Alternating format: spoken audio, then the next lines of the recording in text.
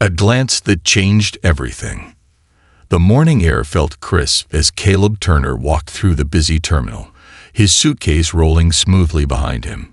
He had been looking forward to this flight for weeks. It wasn't just any ordinary trip. It was a rare opportunity for some personal time. Caleb was a police captain in a city that had seen more than its fair share of unrest. A city where protests, conflicts, and constant tension had become the backdrop of his everyday life. He had dealt with so much in the past few months that he felt the weight of it all pressing down on him. But for now, as he entered the quiet terminal, he tried to push it aside. This was his time to disconnect, even if only for a few hours, and simply breathe. He wore a tailored black suit, crisp and professional, his tie neatly knotted. His polished leather shoes clicked softly on the floor as he walked with purpose toward the gate. He wasn't trying to stand out, but he knew people often looked at him differently. Not just because of his attire, but because of who he was, a high-ranking officer in the police force. To some, that might make him a symbol of authority and control. To others, especially in recent times, it made him a target of scrutiny, anger, and resentment. Caleb had learned to ignore the stares, the sideways glances, but today, something felt different. As he walked down the jet bridge to the plane, a wave of calm washed over him. He had been through so much lately: public backlash, tense community meetings, late-night shifts, and this flight was supposed to offer him a brief respite. He wasn't thinking about the controversy surrounding his job or the difficult decisions that awaited him. For once, he allowed himself to simply enjoy the anticipation of a peaceful journey. Caleb stepped onto the plane and made his way toward the business class section. His seat was near the front, offering him a chance to settle in and relax. As he passed through the cabin, he nodded politely to the flight attendants, a few of whom smiled back at him, offering a standard greeting. But one flight attendant, Emma, caught his eye. She was standing at the front, her eyes briefly meeting his as he made his way down the aisle. There was something in her expression that Caleb couldn't quite place. It wasn't overtly hostile, but it felt like there was a quiet judgment behind it. She didn't smile the way the other attendants had, nor did she offer the usual polite nod. Instead, her gaze lingered on him, scanning him from head to toe with an almost imperceptible tilt of her head. It was as if she was making some sort of internal assessment, trying to decide whether or not he belonged in the space he had entered. Caleb's instincts, honed over years of reading people in his line of work, picked up on the subtle shift in her behavior. It wasn't just the look. It was the way she looked at him. He had grown used to being the subject of scrutiny. Being a black man in a leadership role in a predominantly white field came with its own set of challenges. People often assumed things about him based on his appearance, the way he dressed, the way he carried himself. Sometimes it was subtle, other times glaring. But in this moment, Caleb couldn't help but wonder if it was his race that had caused Emma's gaze to linger.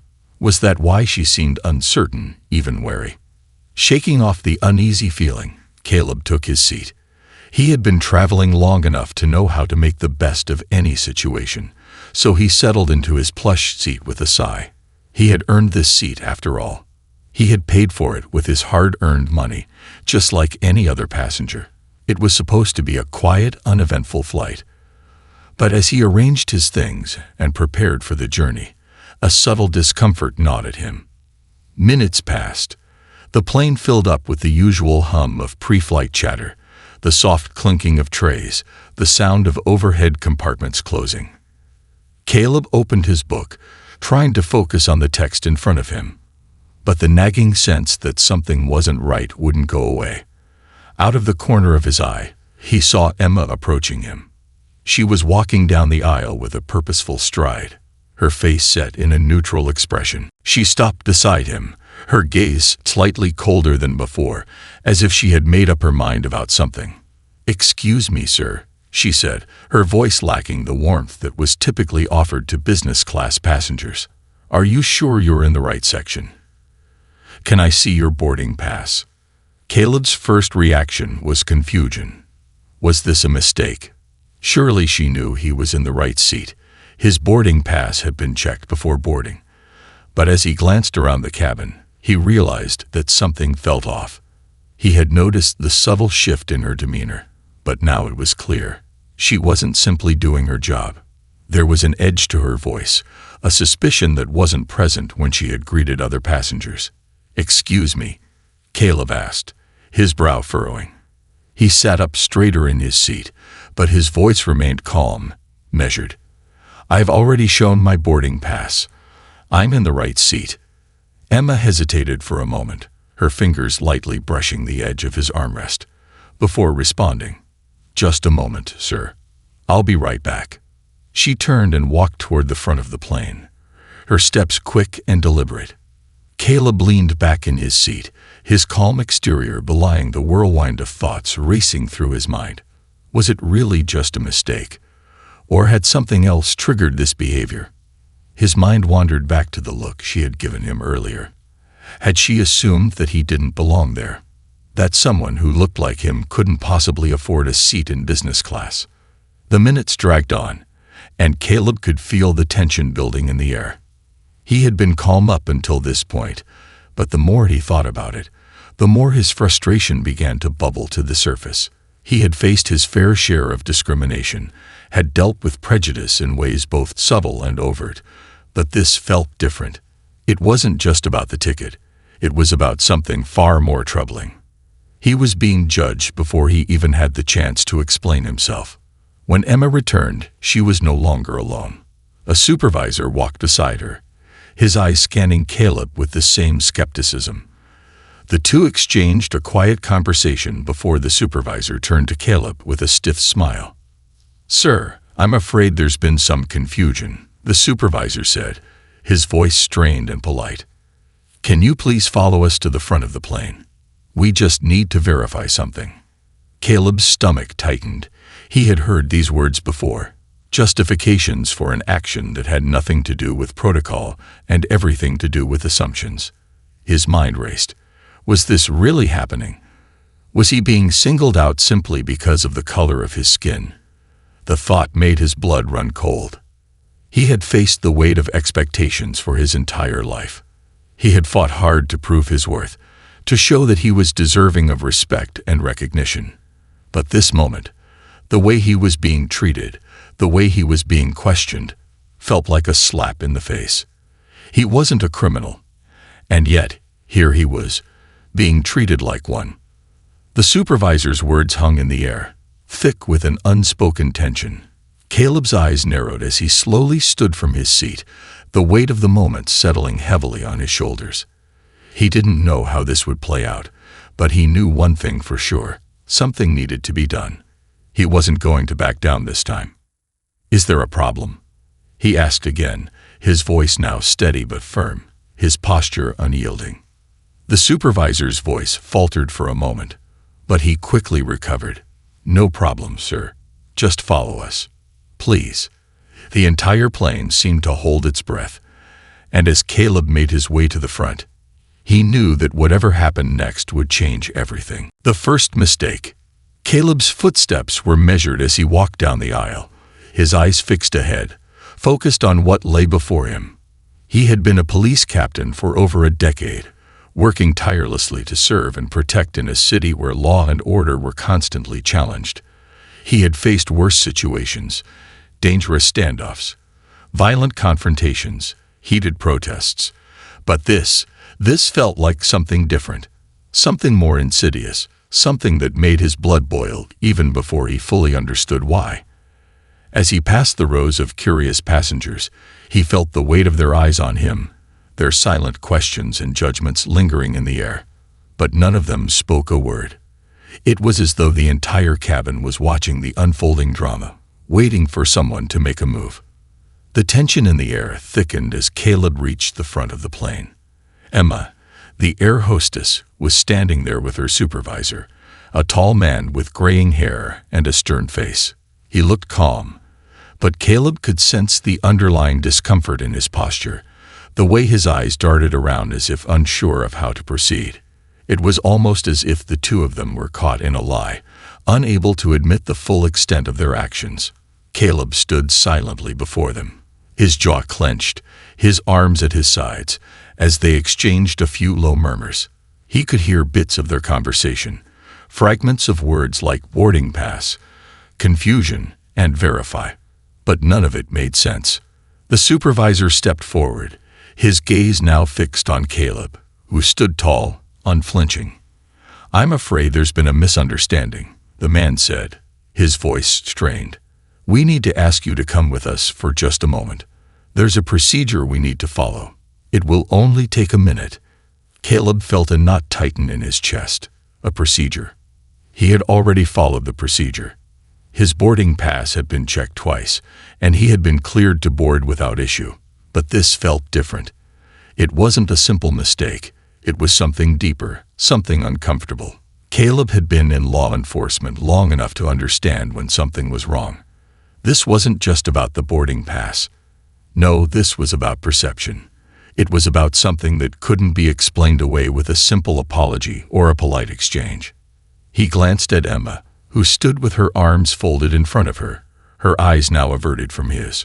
Her earlier confident demeanor had given way to uncertainty, the lines of her face now drawn tight with an anxiety that was palpable. Caleb's instinct told him that Emma wasn't just following protocol. She was acting on something else, something internal that had nothing to do with the rules of the airline. He could see it in her face, hear it in the tremble of her voice as she spoke. She had made a snap judgment the moment she had seen him enter the business class section, and now, that decision had led them down this path. The supervisor repeated his request, his tone more insistent now. "Sir, we need you to come with us. It's just for verification. Please cooperate." Caleb's mind raced as he processed what was happening. He had been questioned before, by criminals, by civilians, by his own colleagues. But this felt different. This felt personal. It wasn't about his identity as a police captain or the work he had done for the city. It was about the assumptions people made when they looked at him. The look Emma had given him, the way she had scrutinized him as if he didn't belong, was a reminder of the racial profiling that he had faced throughout his life. He had become accustomed to it, even though it still stung every time it happened. But this was something else.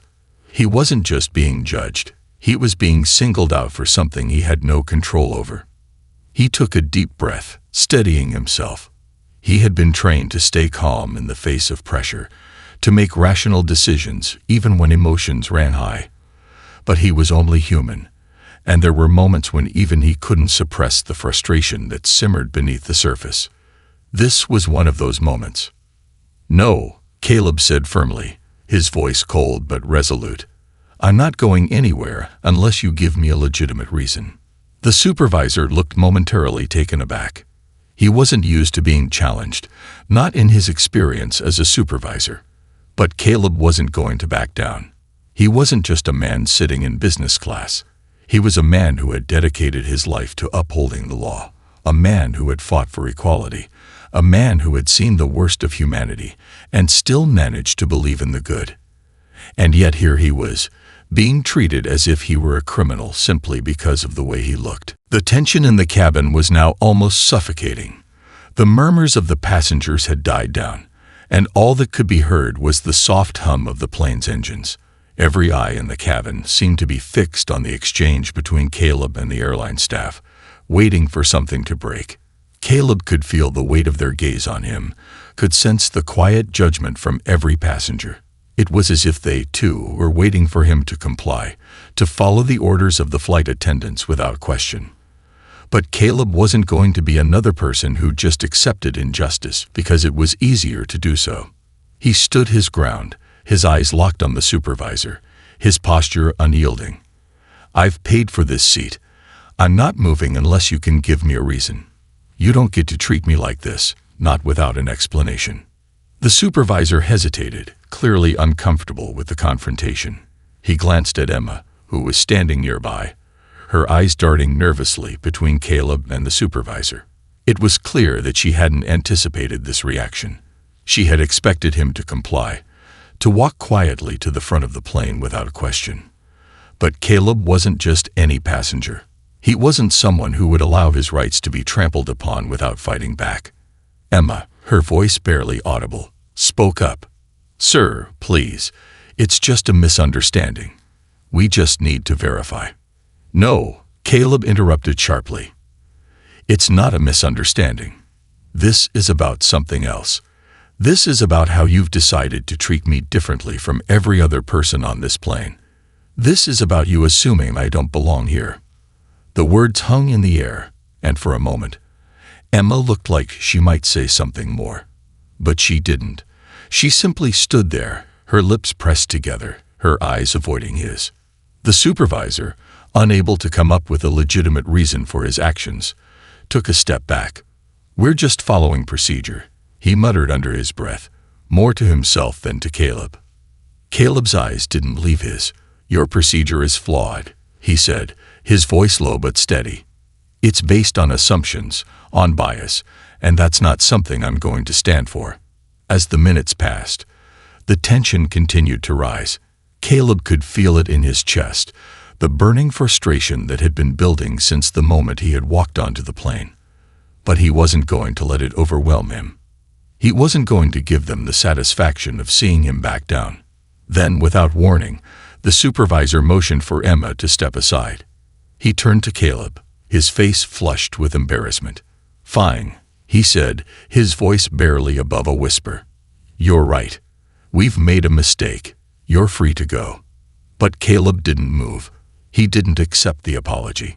He didn't let the matter go with a simple nod. No, he was done with allowing people to make these kinds of assumptions without consequences. "I want an apology," Caleb said, his voice cutting through the thick silence in the cabin. The supervisor looked at him, his face a mixture of irritation and guilt. "What?" "I want you to apologize," Caleb repeated, his gaze unwavering. "Not just to me, but to everyone who's witnessed this. You've just shown every person on this plane what happens when assumptions are made based on race. And that's not something I'm going to let slide." The supervisor stood there, speechless, the weight of Caleb's words hanging in the air.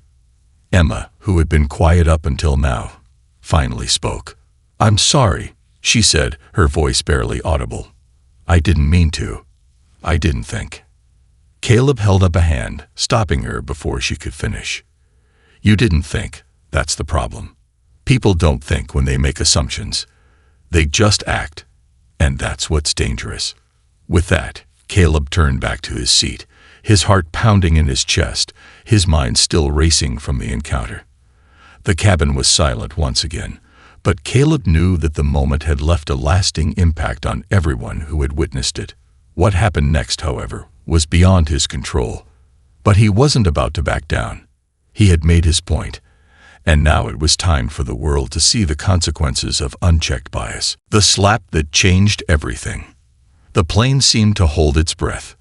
The tension in the air was so thick that it almost felt like the very atmosphere was watching, waiting for what would happen next. Caleb sat back in his seat, his posture rigid, his eyes flicking to the side as Emma and her supervisor exchanged tense, hushed words in front of him. He had expected an apology, perhaps an explanation, but what he didn't anticipate was what came next.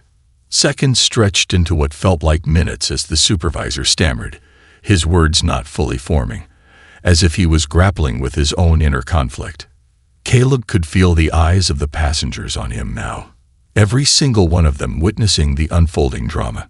Some had their phones out, quietly recording. Others were whispering to each other, their eyes darting nervously between the two flight attendants and Caleb. The whole situation felt surreal, like a scene from a movie where everyone could see what was happening, but nobody knew how to intervene. And then, just when Caleb thought the situation might diffuse, it exploded in an unexpected and violent way. Emma, the air hostess, visibly flustered and red-faced, took a step forward, her hand clenched at her side, and in a split second, she raised it without warning, her palm connecting with Caleb's cheek in a sharp, resounding slap. The sound of the slap echoed through the cabin like a gunshot in a quiet room. It was a loud, jarring sound, a sharp crack that left a ring in the ears of everyone who witnessed it. For a moment, The world seemed to pause. The air in the cabin felt thick with disbelief. Caleb's head snapped to the side, his face tingling with the sting of the blow. His mind raced, trying to process what had just happened. He had been slapped, not in self-defense, not in a fight, but by an air hostess who had clearly let her frustration get the better of her. For a split second, everything froze. The passengers around him gasped, their collective breath catching in their throats. Some of them instinctively grabbed for their phones, while others sat wide-eyed, uncertain of how to react. The flight attendant who had brought Caleb to the front of the plane was now standing to the side, his face pale, unsure of what to do next. And Caleb, he didn't move for what seemed like an eternity. His hand lingered by his cheek, feeling the warmth of the slap still burning against his skin. He blinked, his expression unreadable, trying to process the absurdity of the situation. Had this really just happened? The answer was painfully clear. The slap had come without warning, without cause, and most importantly, without any understanding of who Caleb truly was. The frustration of the moment, the humiliation of being publicly questioned, treated as a criminal in a space where he should have felt safe, had culminated in this single impulsive act of violence. Caleb slowly turned his head back to face her, his expression cold, controlled, yet there was a simmering intensity in his eyes. He hadn't anticipated being physically assaulted. But now, as he looked at Emma, he saw the fear in her eyes, the realization that she had crossed a line. The arrogance that had once been in her gaze had completely disappeared, replaced by a look of sheer panic. "Do you have any idea who I am?" Caleb's voice was calm, but it carried an undeniable weight. The words hung in the air, hanging like a challenge. His voice was even, but there was a sharpness to it now, a quiet authority that sent a shiver down Emma's spine. The slap had stripped away any pretense of politeness or professionalism. And now, Caleb was standing in front of her, a man who was demanding respect, not just for himself, but for everyone who had ever been unfairly treated, judged, or dismissed because of their appearance. Emma took a step back, her face draining of color. The smug confidence that had been there earlier, the belief that she was in control of the situation, vanished in an instant. Caleb's gaze was unflinching, and for the first time, Emma seemed to realize the enormity of what she had just done. The passengers were still recording, their phones capturing every moment, every word. The scene was unfolding in real time, and they were all witnesses to a moment that would soon be shared with the world. The realization hit Emma like a wave. She had slapped the wrong person, and now she was about to face the consequences, the aftermath. The passengers, who had all been quietly observing the scene unfold, now whipped out their phones. Some recorded, others whispered to each other.